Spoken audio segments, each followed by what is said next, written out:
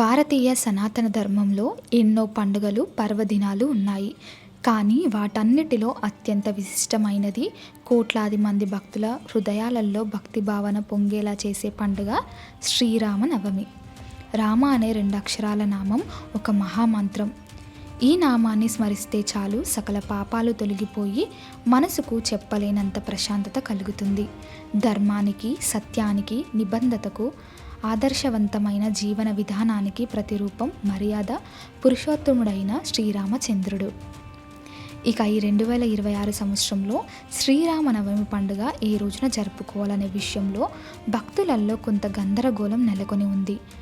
ఎందుకంటే ఈసారి నవమి తిథి 2 రోజుల పాటు వ్యాప్తించి ఉండటమే ఇందుకు ప్రధాన కారణం. మన తెలుగు పంచాంగం ప్రకారం 2026 మార్చ్ 26 గురువారం ఉదయం 11:48 నవమి తిథి ప్రారంభమవుతుంది. ఆ తర్వాత రోజు అంటే మార్చ్ 27 శుక్రవారం మధ్యాహ్నం వరకు ఈ నవమి తిథి నిరవధికంగా కొనసాగుతుంది.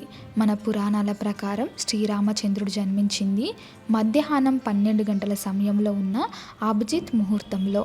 ఆ ఖచ్చితమైన లెక్కన చూసుకుంటే మధ్యాహ్నం సమయానికి నవమి తిథి ఉన్న మార్చ్ 26వ తేదీన రాముడు జన్మదినంగా పరిగణించి పూజలు చేయాలని కొందరు పండితులు చెప్తున్నారు.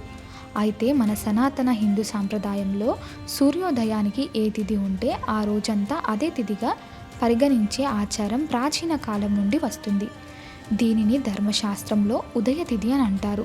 కాబట్టి ఉదయం తిథి ప్రామాణికం ప్రకారం చూసుకుంటే మార్చ్ 27న శుక్రవారం నాడు సూర్యోదయం సమయానికి నవమి తిథి ఉండడం వల్ల ఆ రోజునే అసలైన శ్రీరామనవమి జరుపుకోవాలని మెజారిటీ పండితులు, వైష్ణవి పీఠాధిపతులు, అగమశాస్త్ర నిపుణులు, అలాగే ప్రముఖ దేవాలయ నిర్వాహకులు నిర్వహించారు. ఈ చైత్ర నవమి తిథి గడియలు ఎప్పటి వరకు ఉంటాయో తెలుసుకుందాం. భద్రాచలంలో శ్రీరామనవమి ఎప్పుడు చేస్తారు, ఏ టైంలో చేస్తారనే విషయాలు కూడా తెలుసుకుందాం. శ్రీ మహావిష్ణువు లోక కళ్యాణం కోసం, దృష్ట శిక్షణ కోసం, ధర్మ సంస్థాపన కోసం యుగ యుగాలలో ఎన్నో అవతారాలు ఎత్తాడు. అందులో అత్యంత పరిపూర్ణమైన అవతారం 7వ అవతారమైన శ్రీరామ అవతారం. త్రేతాయుగంలో లంకాధిపతి అయిన రావణాసురుడు తన అహంకారంతో, రాక్షసత్వంతో ముల్లోకాలను గడగడలాడించేవాడు. మునుల యాగాలని ధ్వంసం చేస్తూ, దేవతలను హింసిస్తూ నానా అకృత్యాలకు పాల్పడేవాడు. బ్రహ్మదేవుడి గురించి ఘోర తపస్సు చేసిన రావణుడు దేవతలను, గంధర్వులను, యక్షులను, కిన్నెరలను, రాక్షసుల చేతిలోనూ తనకు మరణం లేకుండా విశేషమైన వరాలు పొందాడు. కానీ తన అహంకారం వల్ల నరులు, వానరుల గురించి ప్రస్తావించలేదు. వారి చేతులతో తనకు ముప్పు వస్తుందని తనను కలలో కూడా ఊహించలేదు. ఆ సమయంలో బ్రహ్మదేవుడితో సహా దేవతలందరూ వైకుంఠానికి వెళ్ళి ఆపత్ బాంధవుడైన శ్రీ మహావిష్ణువును శరణు కోరి తమ గోడను వెళ్ళబరుచుకున్నారు. అప్పుడు మహావిష్ణువు వాళ్లకు అభయమిచ్చి భూలోకంలో సూర్యవంశంలో సాధారణ మానవుడిగా జన్మించి రావణుణ్ణి అంతం చేస్తానని మాటించాడు. అదే సమయంలో అయోధ్య రాజ్యానికి పాలిస్తున్న ఇక్ష్వాకు వంశపు మహారాజు దశరథుడికి ఎంతకాలమైనా సంతానం కలగకపోవడంతో ఆయన తీవ్రమైన మనోవేదనకు గురవుతాడు.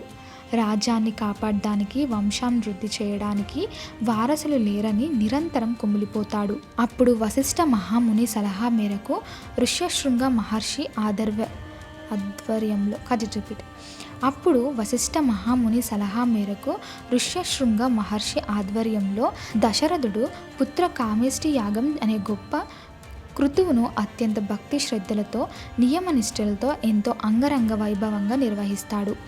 ఆ పుత్ర కామేష్టి యాగం చివరి దశకు చేరుకున్నప్పుడు ప్రకాశవంతమైన యాజ్ఞగుండంలో నుంచి అగ్నిదేవుడు స్వయంగా ఒక దివ్య పురుషుడు రూపంలో ఒక బంగారు పాత్రతో బయటకు వస్తాడు. అందులో ఉన్న దివ్యమైన పాయసాన్ని దశరథ మహారాజుకు అందించి ఆయన భార్యలకు ఆ పాయసాన్ని ప్రసాదంగా ఇవ్వమని ఆజ్ఞాపిస్తాడు.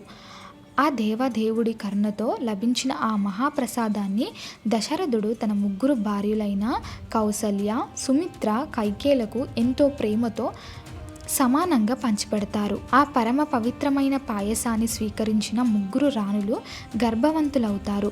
10 నెలల నిరీక్షణ అనంతరం చైత్రమాసం శుక్లపక్షం నవమి తిథి పునర్వసు నక్షత్రం, కర్కాటక లగ్నం, సరిగ్గా మధ్యాహ్నం 12 గంటల అభిజిత్ ముహూర్తంలో సాక్షాత్తు శ్రీమన్నారాయణుడు కౌసల్యీదేవి గర్భాన సకల కళ్యాణ గుణాభిరాముడైన శ్రీరామచంద్రుడిగా జన్మించాడు. ఆ తర్వాత కైకేయికి భరతుడు, సుమిత్రకు లక్ష్మణ క్షేత్రజ్ఞులు జన్మించారు.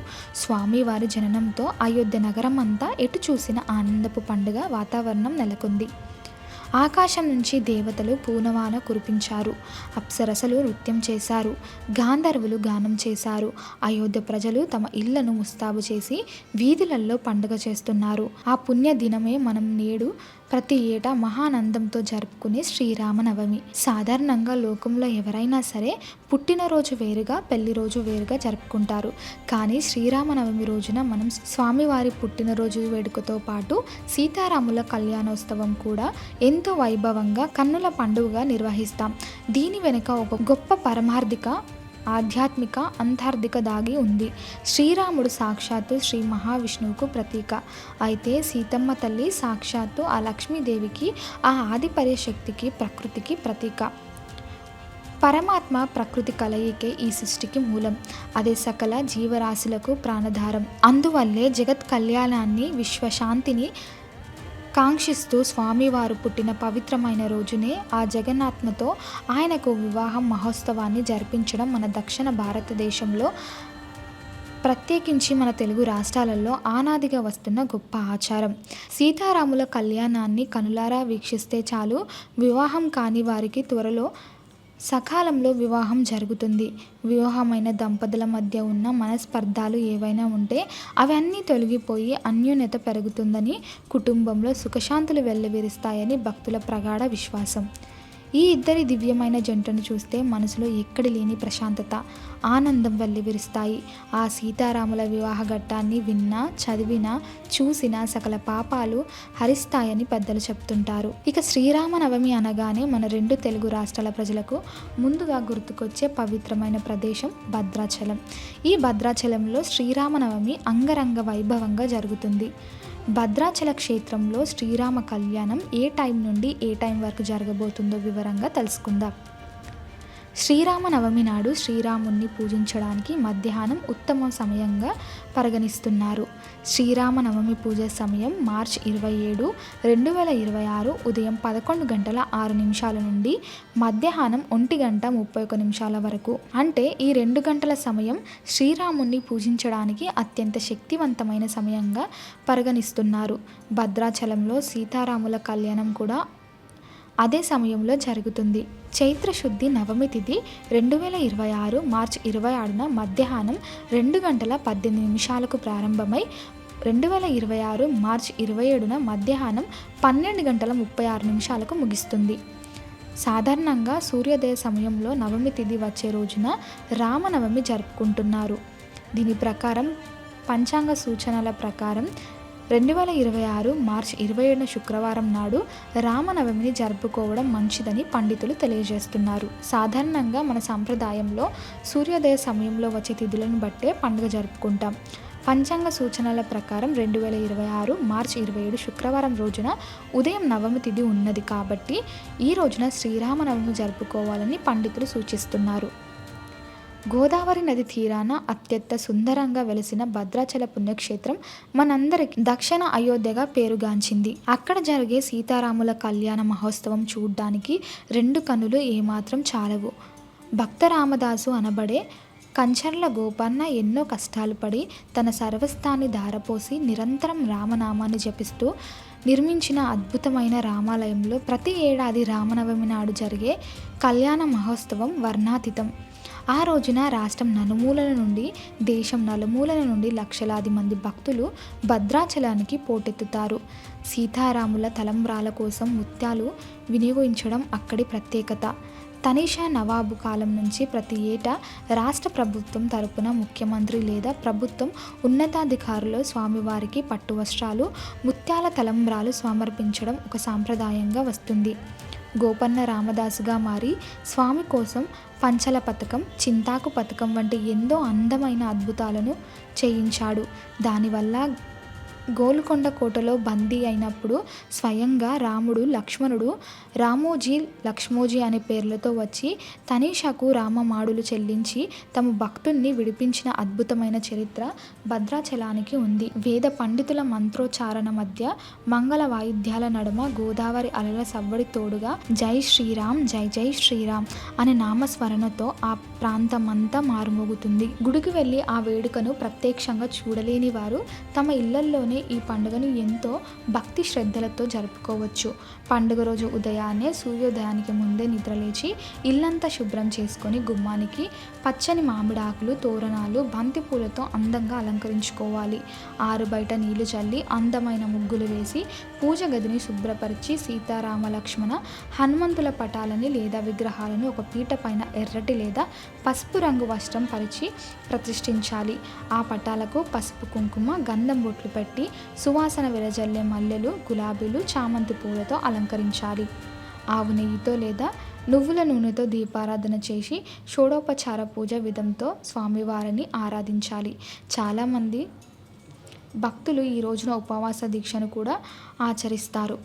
ఉదయం నుంచి సాయంత్రం వరకు ఎలాంటి ఘన ఆహారం తీసుకోకుండా కేవలం రామనామాన్ని స్మరిస్తూ గడుపుతారు. ఉపవాసం అనేది కేవలం కడుపు మార్చుకోవడం కాదు, మనసులోని చెడు ఆలోచనలను, కోపతాపాలను కట్టడి చేసి పూర్తిగా పరమాత్మ మీద దృష్టిని కేంద్రీకరించడం. రామాయణ పారాయణం చేయడం, ఆపదను తొలగించే సుందరకాండం చదవడం లేదా వినడం, విష్ణు సహస్రనామం, శ్రీరామ రక్ష స్తోత్రం వంటివి పఠించడం వల్ల అంతులేని పుణ్యఫలం దక్కుతుంది. సాయంత్రం పూజ ముగిసిన తర్వాత ప్రసాదాన్ని స్వీకరించి ఉపవాసాన్ని విరమించాలి. శ్రీరామనవమి రోజున స్వామివారికి నైవేద్యంగా సమర్పించే ప్రసాదాలకు కూడా ఎంతో ప్రత్యేకత, అలాగే గొప్ప శాస్త్రీయ కారణాలు కూడా దాగి ఉన్నాయి. ఈ రోజున ముఖ్యంగా పానకం, వడపప్పు, చలిమిడులను స్వామివారికి నైవేద్యంగా పెట్టి భక్తులకు పంచుతారు. చైత్ర మాసంలో మనకు ఎండాకాలం అధికంగా మొదలవుతుంది. ఈ సమయంలో వాతావరణంలో వేడి అకస్మాత్తుగా పెరిగిపోయి శరీరంలో నీటి శాతం తగ్గిపోతుంది. దానికి తోడు ఎండలోకి వెళ్తే వడదెబ్బ తగిలే ప్రమాదం కూడా ఉంది. ఇలాంటి విపత్కర సమయంలో బెల్లం, మిరియాలు, యాలకులు, శొంఠి, తులసి ఆకులు కలిపి తయారు చేసే పానకం తాగడం వల్ల శరీరానికి తక్షణ శక్తి అందుతుంది. అలాగే ఎండ తీవ్రతను తట్టుకునే రోగ నిరోధక శక్తి కూడా పెరుగుతుంది. మిరియాలు శొంఠి గొంతు సంబంధిత సమస్యలను దూరం చేస్తాయి. అదేవిధంగా పెసరపప్పు నీళ్ళల్లో నానబెట్టి చేస్తే వడపప్పు శరీరాన్ని చల్లబరుస్తుంది, జీర్ణ వ్యవస్థను మెరుగుపరుస్తుంది. బియ్యం పిండి, బెల్లం, నెయ్యి కలిపి చేస్తే చలిమిడి కూడా శరీరాన్ని ఉష్ణోగ్రతను సమతుల్యంగా ఉంచుతుంది. మన భారతీయ పూర్వీకులు ప్రతి పండుగ వెనుక, ప్రతి ఆచారం వెనుక అద్భుతమైన ఆరోగ్య రహస్యాలను దాచిపెట్టారు అనడానికి ఈ పానకం, వడపప్పు ప్రసాదాలే ఒక సజీవన ఉదాహరణ.